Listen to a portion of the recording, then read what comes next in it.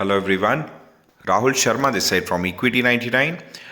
To my dear subscribers, my followers and my friends, a very great morning to all of you and a very fantastic week to all of you and to your family.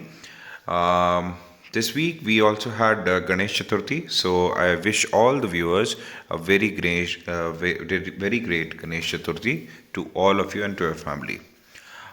दोस्तों हम इस video के बारे में बात करते हैं। ये देखिए एक वीकली रिपोर्ट है जो कि हम इक्विटी 99 के टेलीग्राम चैनल पे भी पोस्ट करते हैं और इसका वीडियो भी आपको डिस्क्राइब वे में बताते हैं।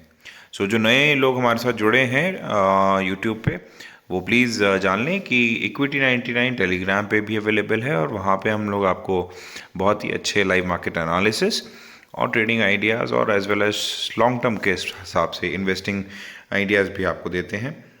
टेलीग्राम चैनल का लिंक आपको यहाँ भी दिख रहा है और इसके अलावा आपको डिस्क्रिप्शन बॉक्स में भी इसकी डिटेल मिल जाएंगी।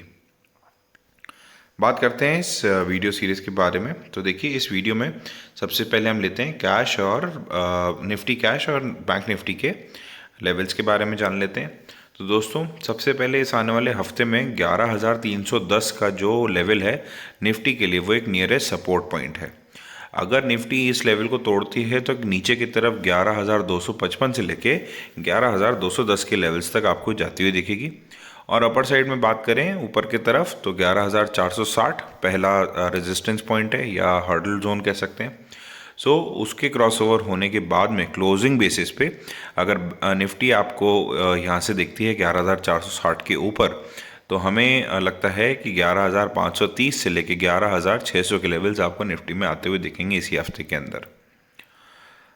तो ये था निफ्टी के बारे में। अब बात करते हैं बैंक निफ्टी। तो दोस्तों बैंक निफ्टी जो है 22,150 का इसका सपोर्ट पॉइंट है सबसे पास में, और अगर ये लेवल्स को अगर तोड़ता हुआ बैंक निफ्टी अगर नीचे जाता है तो 21,890 से लेके 21,710 750 के लेवल तक आपको जाता हुआ दिखेगा। अपर साइड में बात करूं बैंक निफ्टी के बारे में तो 22,455 का जो लेवल है वो सबसे स्ट्रॉन्ग हर्डल पॉइंट है अभी सबसे पहला।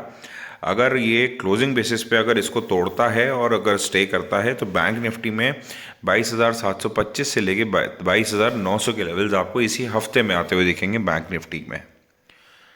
अब दोस्तों आगे बढ़ते हैं। तो देखिए आपके लिए सबसे पहले हम लास्ट वीक जो हम लोग ने सजेशन दिए थे इसी वीकली न्यूज़लेटर में उसके परफॉर्मेंस देख लेते हैं।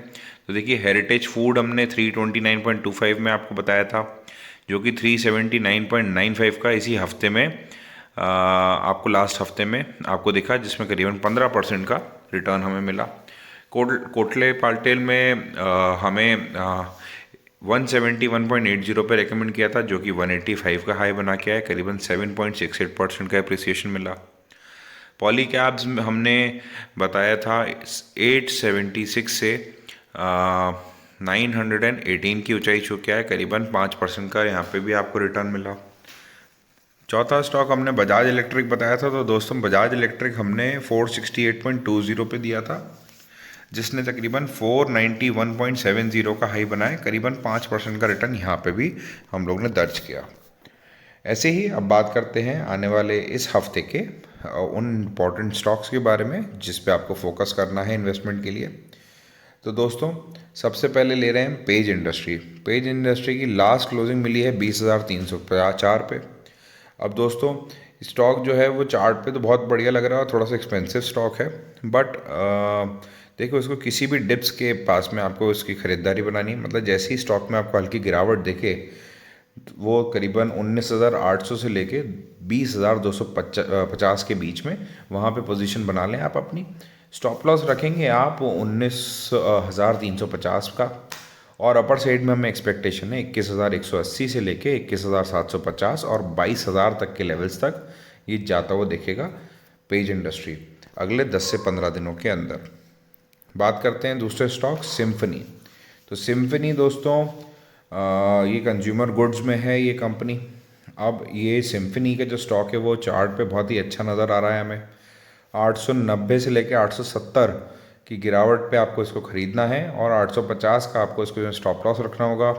अपर साइड में हमें एक्सपेक्टेशन है 920 से लेके 950 और 975 तक के लेवल्स आपको इसमें मिल जाएंगे अगले 10 से 15 दिनों के अंदर। तो ये स्टॉक भी आप अच्छे से यहाँ पे देख सकते हैं अपनी अपनी पोजीशन बनाने के लिए।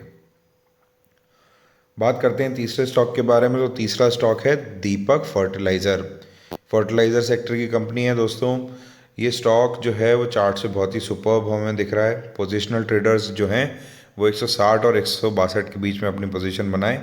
154 का जो है स्टॉप लॉस रखना होगा और अपर साइड में हमें एक्सपेक्टेशन है 168 से लेके 173 और 182 के लेवल्स तक आपको दीपक फर्टिलाइज़र जाता हुआ दिखेगा अगले 10 से 15 दिनों के अंदर।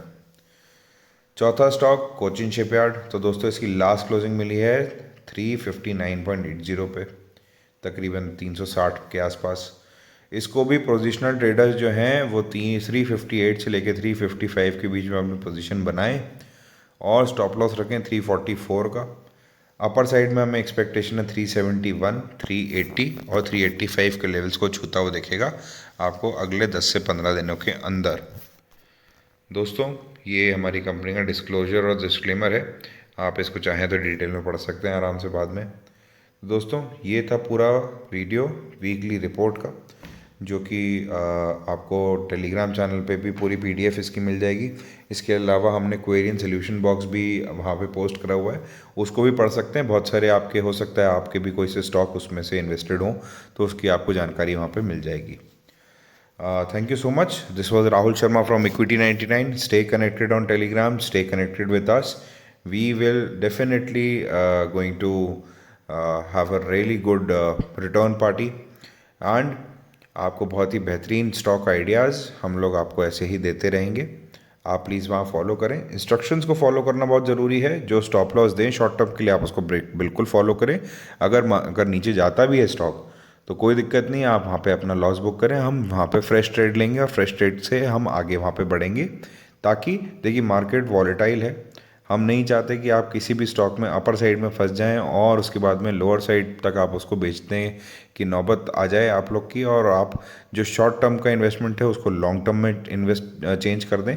ऐसा हम बिल्कुल नहीं चाहते। तो मार्केट वॉलेटाइल है, आपको स्टॉप लॉस का ध्यान रखना होगा, यही हमारी आपसे सलाह रहेगी।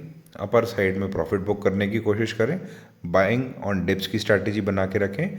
अभी मार्केट हमें यहाँ से बढ़िया लग रहा है। Thank you so much. This was Rahul Sharma.